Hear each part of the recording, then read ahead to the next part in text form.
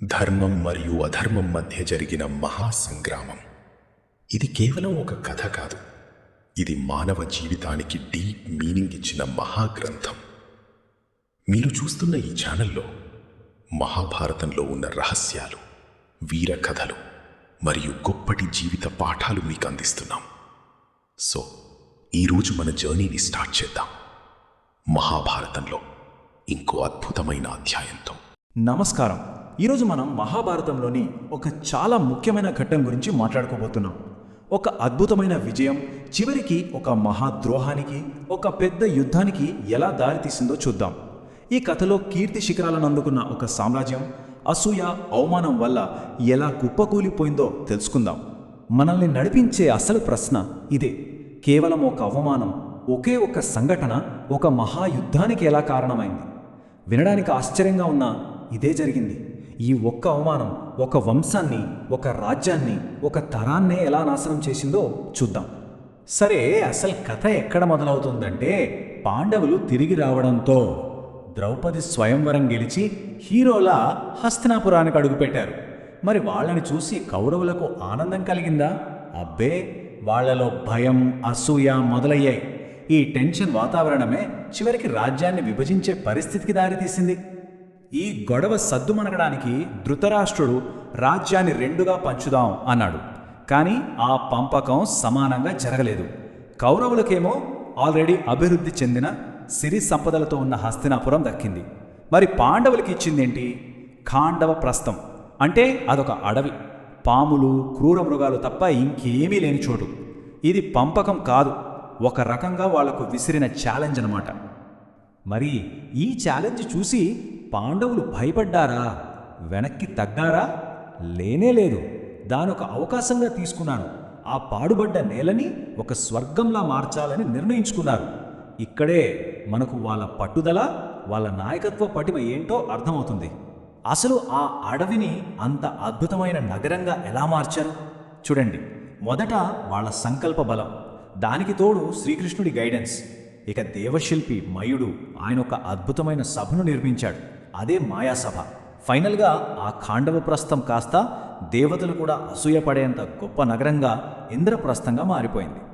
ఇక ఇంద్రప్రస్థం వైభవం తారాస్థాయికి చేరినప్పుడు వాళ్ల శక్తిని అందరికీ చాటు చెప్పడానికి రాజసూయ యాగం చేశారు. అంటే తామే చక్రవర్తులని ప్రకటించడం అన్నమాట. ఈ వేడుకకు అందరినీ పిలిచారు, కౌరవులతో సహా. ఆ క్షణం అంతా ప్రశాంతంగా, సంతోషంగా ఉందనిపించింది. కానీ అసలు కథ ఇక్కడే మొదలైంది. ఇప్పటిదాకా అంతా బాగుంది కదా, సక్సెస్, విజయం. కానీ ఇక్కడి నుంచి కథ ఒక్కసారిగా టర్న్ తీసుకుంటుంది. అసూయ, అవమానం, ఈ రెండు విషపు విత్తనాలు ఇక్కడే పడతాయి. రాబోయే మహాసంగ్రామానికి దారితీసే విత్తనాలు. దుర్యోధనుడు ఇంద్రప్రస్థానికి వచ్చాడు. ఆ ప్యాలెస్ని, ఆ వైభవాన్ని చూసి అతని కళ్ళు చెదిరిపోయాయి. కానీ తన అన్నదమ్ముల విజయాన్ని చూసి సంతోషించాడా? లేదు. అతనిలో అసూయ మండిపోయింది. వాళ్ల గెలుపు తన ఓటమిలా కనిపించింది. అది అతనికి వ్యక్తిగత అవమానంగా అనిపించింది. ఆ ప్యాలెస్లో ప్రత్యేక ఆకర్షణ ఏంటంటే ఈ మాయాసభ. అదొక మ్యాజిక్ లాంటిది. అక్కడ నేలేమో నీళ్లలా కనిపిస్తుంది, నీళ్లున్న చోటేమో నేలలా కనిపిస్తుంది. ఒక ఇల్యూషన్ అన్నమాట.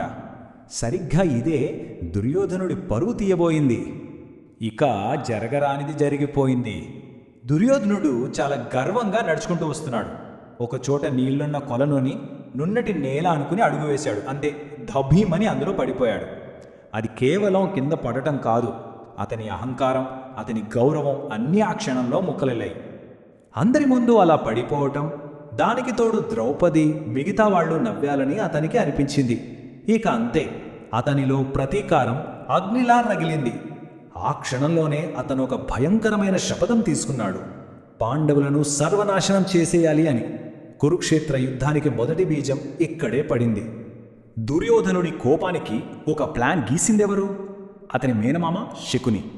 ఇప్పటికే పాండవుల మీద పగతో రగిలిపోతున్నాడు శకుని. ఇప్పుడు దుర్యోధనుడి అవమానాన్ని ఆయుధంగా వాడుకోవాలనుకున్నాడు. ఈ కుట్ర వెనుక ఉన్న అసలైన సూత్రధారి ఇతనే. మరి వాళ్ల ప్లాన్ ఏంటి? ఆయుధాలతో యుద్ధం కాదు, తెలివితో కొట్టాలి. వాళ్ళు ఎంచుకున్న ఆయుధం ద్యూతం, అంటే పాచికల ఆట. కానీ ఇది మామూలు ఆట కాదు. ఇదొక పక్కా స్కెచ్. ఎందుకంటే శకుని చేతిలో పాచికలు అతను చెప్పినట్టే వింటాయి. ఓటమి గ్యారంటీ అని తెలిసి పాండవులను ఈ ఆటలోకి లాగడమే వాళ్ళ ప్లాన్. ఇక క్లైమాక్స్కి వచ్చేశాం. టెన్షన్ తారాస్థాయికి చేరుకుంది. ఇప్పుడు ఒక ఆహ్వానం వెళ్తోంది. ఆ ఒక్క ఇన్విటేషన్ మొత్తం మహాభారత కథగతిని ఎలా మార్చేసిందో చూద్దాం.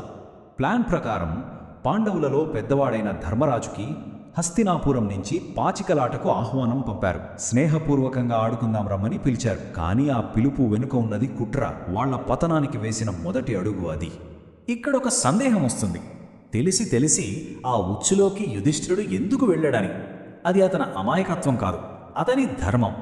ఆ రోజుల్లో ఒక క్షత్రియుణ్ణి ఆటకు పిలిస్తే కాదనడం పిరికితనం కింద లెక్క, అధర్మం. కాబట్టి తన ధర్మాన్ని కాపాడుకోవడానికి అతను ఆ సవాలును స్వీకరించాడు. కానీ ఆ ధర్మమే వాళ్ల కొంప ముంచింది. యుధిష్ఠిరుడు సరే అనడంతో ఇక వినాశనానికి దారులు తెరుచుకున్నాయి. ఒకే ఒక్క ఆట పాండవుల రాజ్యాన్ని, వాళ్ల గౌరవాన్ని, చివరికి వాళ్ల స్వేచ్ఛను కూడా ఎలా బలి తీసుకోబోతోంది. ఈ ప్రశ్నతో ఈ కథనాన్ని ఇక్కడ ఆపుతాం. కానీ గుర్తుంచుకోండి, ఇది ముగింపు కాదు. ఇది ఒక మహా వినాశనానికి ఆరంభం మాత్రమే.